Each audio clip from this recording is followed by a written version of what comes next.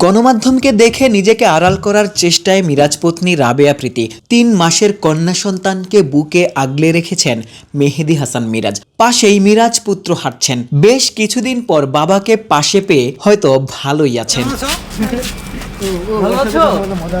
২৬শে ডিসেম্বর থেকে ২ জানুয়ারি পর্যন্ত বিপিএল এর সিলেট পর্বের ম্যাচগুলো হওয়ার কথা ছিল, তবে সেই সময়সীমা বেড়েছে। ১২ই জানুয়ারি পর্যন্ত সিলেটে বিপিএল আয়োজনের কথা রয়েছে।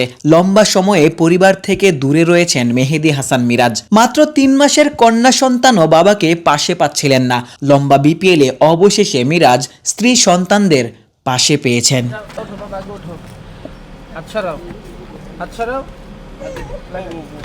সিলেটের ক্যাপ্টেন মেহেদী হাসান মিরাজের সময়টা ভালো যাচ্ছে না। বিপিএলে তার দল শেষ ম্যাচে হেরেছে। হয়তো পরের ম্যাচ থেকেই জয়ের ধারায় মিরাজ ফিরতে চাইবেন, সিলেটের দর্শকদের মুখে হাসি ফোটাতে চাইবেন।